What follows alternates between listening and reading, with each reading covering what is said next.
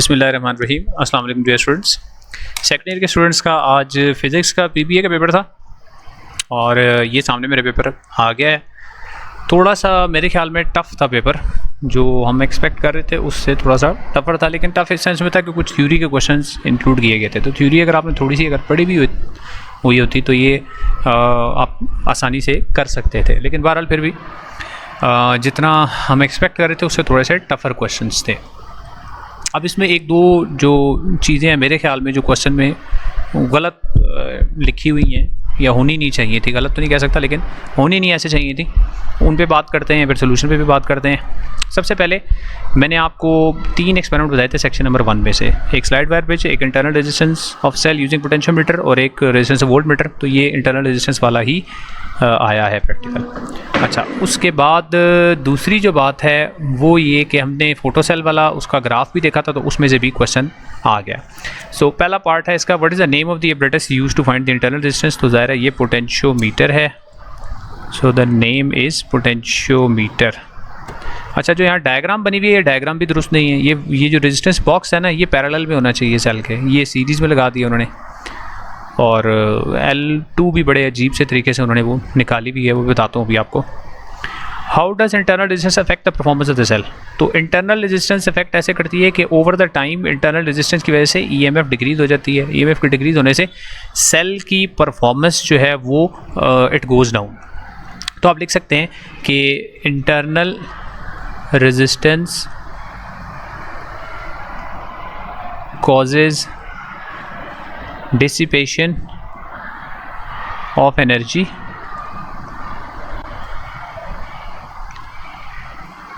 across it, decreasing या ये ठीक है, decreasing the performance of the cell। जो एनर्जी उसके क्रॉस डिसिपेट होगी इंटरनल रेजिस्टेंस के क्रॉस, वो तो ज़ाया होगी ना, तो उससे परफॉर्मेंस ऑफ द सेल जो है वो डिक्रीज़ हो जाएगी, कम हो जाएगी, जो भी वर्ड यूज़ कर लें ठीक है इसमें, ठीक है। उसके बाद नेक्स्ट है अच्छा, ये भी अब लिखा हुआ है 4 नंबर का टेबल है, sorry. Complete the missing entries. तो रेजिस्टेंस का unit ohms, balancing length L1 metre. तो 90 मीटर का पोटेंशियोमीटर कितना, 90 मीटर का हो ही नहीं सकता। 90 मीटर का मतलब है कि एक आपकी समझ लें कि क्लासरूम के 2 क्लासरूम्स बना लें आपके, इतना लंबा अपरेटस, तो इतने लंबे अपरेटस पे हम रीडिंग्स ले रहे हैं, तो ये यूनिट लिखना ही गलत है मीटर, ठीक है, लेकिन अब उन्होंने लिख दी है तो हम उसको कुछ कह नहीं सकते। और फिर हमने ये देखा था कि balancing length without resistance L1 होती है, विद रेजिस्टेंस वो L2 होती है। उन्होंने कहा बैलेंसिंग लेंथ फाइंड आउट करें। अब वो फाइंड आउट हम कैसे करें भाई, ये बात ही गलत है। अब इन्होंने फॉर्मूला दे दिया है क्या, लिखो L1 माइनस L2, इधर से निकालें, ये थोड़ा इनडायरेक्ट मेथड दे दी है। अब इसमें स्टूडेंट्स परेशान हो गए थे, इसी इक्वेशन को, इसी फॉर्मूले को आप रीअरेंज कर लें। L2 को लेफ्ट पे ले आएँ, L को राइट पे ले जाएँ, तो ये बन जाएगा L2 is equal to L1 minus L।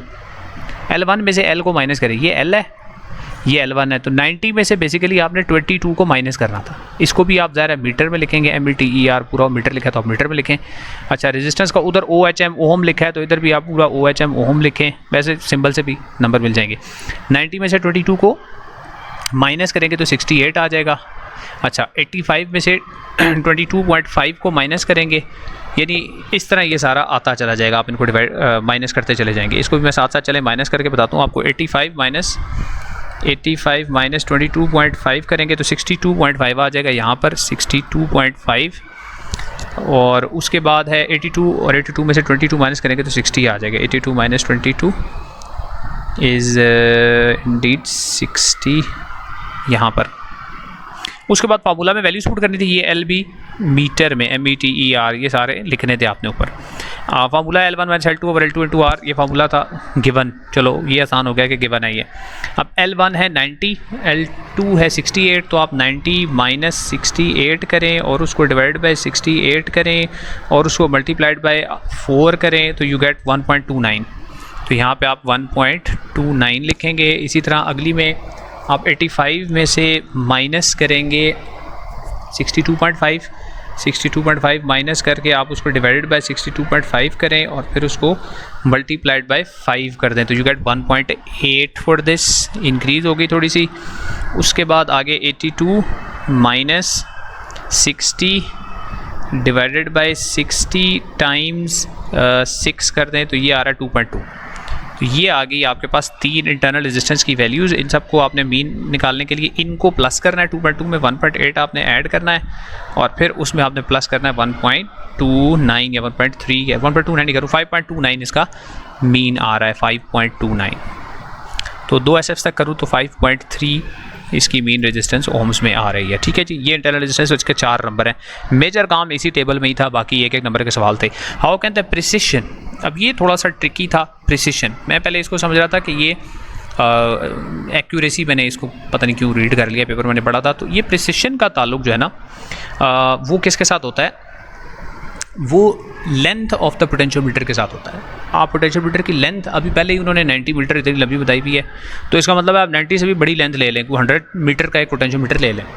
यानी आप एक पूरा कॉरिडोर समझ लें, कॉलेज गया है, उस जितना लंबा एक apparatus ले लें और उसके ऊपर आप प्रैक्टिकल परफॉर्म करें। बहरहाल increasing the length of potentiometer या रीडिंग आप सेंटीमीटर में ले लें और मीटर के बजाय सेंटीमीटर में ले लें, उससे भी, लेकिन increasing the length of the potentiometer, इससे प्रिसिशन बेहतर हो जाएगी। जॉकी को स्लाइड ना करें, जॉकी का यहाँ जिक्र ही कोई नहीं है, ये पॉइंट भी एक हो सकता है। रेजिस्टेंस को कम कर दें, ठीक है। एवरेज वैल्यू ले लें, बाद में आप लिखते हैं बेशक एवरेज वैल्यू, नीचे वाले क्वेश्चन में भी लिख सकते हैं कि एवरेज वैल्यू ले लें। एवरेज वैसे हमने ले लिए यहाँ पे, लेकिन इसलिए बेहतर इसमें यही है कि increasing the length of the potentiometer causes the reading to be more precise. Why is this instrument preferred over ohm meter to measure the resistance. तो ओम मीटर से इसलिए बेहतर है कि ये करंट अपनी तरफ ड्रॉ नहीं करेगा, तो ये अपनी तरफ करंट ड्रॉ नहीं करेगा। और दूसरी बात ये, it uses null deflection method, जबकि वो डिफ्लेक्शन वाला मेथड यूज़ करता है। It uses null deflection method to measure resistance and does not draw current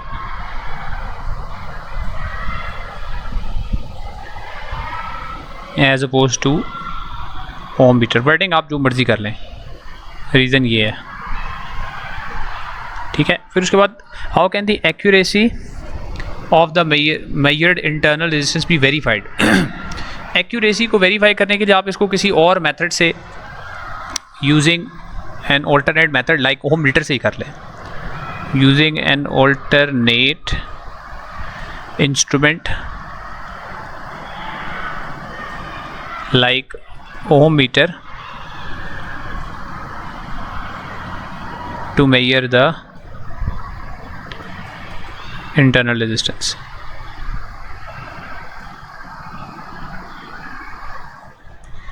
ये हो गया जी।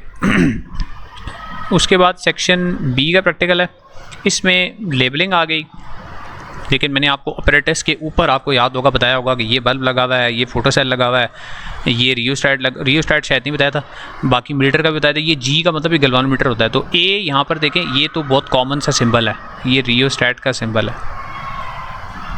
अच्छा, उसके बाद बी क्या है, ये फोटो सेल है, कैथोड भी लिख दिया तो चलो ठीक है।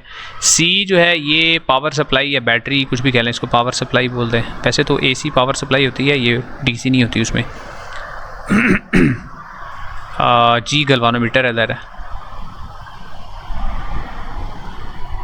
ये 2 नंबर की आपकी लेबलिंग आ गई। उसके बाद यहाँ अब एक वैल्यू उन्होंने कैलकुलेट करके इधर बता दी है यहाँ, तो बेस्ट सिनेरियो ये था, आप इसको देखें और बाकी वैल्यूज़ इसके हिसाब से कैलकुलेट करें। अब यहाँ उन्होंने ये 4 कैसे लेके आए हैं, उन्होंने 50 को ना 100 से डिवाइड किया है, 0.5 मीटर लेंथ निकाली है, उसका स्क्वायर करके और उसका रेसिप्रोकल ले लिया तो 4 आता है। तो बेसिकली आपने सारी की सारी लेंथ की वैल्यूज़ को पहले कन्वर्ट करना था मीटर में, और मीटर में कन्वर्ट करके फिर आपने उसका स्क्वायर लेके रेसिप्रोकल लेना था, ये करना था आपने। लेकिन अगर आपने नहीं किया तो फिर इसी का आपने अगर 10 पावर -4 में सबको कन्वर्ट कर दिया है तो उम्मीद है कि ठीक हो जाएगा। यानी अगर सबका इसका आप लोगों ने अगर सेंटीमीटर में ही रखा है तो इधर 10 पावर -4 आएगा, फिर सबके साथ 10 पावर -4 या ऊपर एक दफ़ा 10 पावर -4 यहाँ लिख दें तो वो भी मेरे ख्याल में ठीक माना जाएगा। लेकिन बेस्ट सिनेरियो ये था कि आपने इसको कन्वर्ट करना था मीटर में, ठीक है। और फिर आपने उसका स्क्वायर करके और फिर उसका आपने इन्वर्स फाइंड आउट करना था, तो तब ये आंसर आता था। तो पहले का आई थिंक 100 आता है, और उसके बाद 20 का आप कर लें 0.20 का स्क्वायर करके और फिर उसका रेसिप्रोकल ले लूँ तो 25 आता है, यहाँ पर 25 आ गया। उसके बाद 30 है 0.30 का स्क्वायर करके और फिर उसका रेसिप्रोकल लूँ 0.30 का स्क्वायर है और फिर उसका रेसिप्रोकल ले लूँ 11.11 आ रहा है। 11 ही ले लूँगा मैं उसको, चूँकि सारों के साथ 2 सिग्निफिकेंट फिगर्स हैं इसलिए 11 ही लिया मैंने। अच्छा 0.40 इसका स्क्वायर करके इसका रेसिप्रोकल लिया 6.25 आ रहा है, तो I will take it as 6.3। सबके साथ 2 सिग्निफिकेंट फिगर्स हैं इस वजह से। अब इसके बाद हमने ग्राफ ड्रॉ करना है, तो ग्राफ के लिए आपने 1/d² को x एक्सिस पे लेना था और करंट को y एक्सिस पे लेना था। ये ग्राफ आई थिंक कंप्लीट नहीं है, इसको थोड़ा सा नीचे मैं अगर करूँ उसके बॉक्सेस पूरे हो जाएंगे, फिर स्केल जो है वो सही आ जाएगी। ये ऐसे कुछ होगा, ऐसे स्केल से रफ सी बता देता हूँ क्या बनती थी। 0.02 से लेकर 0.5 तक है करंट की वैल्यूज़। तो आप ये तो ज़रा 0 होगा, इसको ले लें, एक बॉक्स को ले लें 0.1, फिर ये 0.2 हो जाएगा, ये 0.3 हो जाएगा, ये 0.4 और ये 0.5 हो जाएगा। उसके बाद यहाँ वैल्यूज़ जो हैं वो आप 20 का डिफरेंस ले लें, 20, 40, 60, 80 और 100 ले लें। तो 100 के ऊपर 100 पे है 0.50, तो आपने 100 दिया डिस्टेंस और उस पर 0.50, ये आपका पहला पॉइंट, तो ये बिल्कुल एंड में इधर आ जाएगा। उसके बाद 25 पे 0.12 है, तो 25 यहाँ पे कहीं पे स्टार्ट में आएगा, यहाँ पे इस पे 0.12 है, तो 0.1 ये लिखा हुआ है, 0.12 इससे एक बॉक्स ऊपर होगा, यहाँ दूसरा पॉइंट बन जाएगा। इसी तरह फिर 11 पे 0.06 था, 20 से पीछे यहाँ पे कहीं पे 11 होगा इधर, और 11 पे 0.06, तो 6 ब्लॉक्स यहाँ से ऊपर जाएंगे तो ये पॉइंट आ जाएगा। तीसरा भी यहीं पे कहीं पे आएगा, इनको आप ज्वाइन करेंगे तो you will get a straight line. ये ऐसे स्ट्रेट लाइन है, एक आध पॉइंट बाहर भी हो तो मसला नहीं है। मैंने वैसे रफ़ ड्रॉ किया है इसलिए बिल्कुल एग्जैक्ट आ नहीं रहा, थोड़ा सा इसको मैं ऐसे कर दूँ, ऐसे यूँ आएगा, तो स्ट्रेट लाइन इसकी ड्रॉ हो जाती थी आसानी से।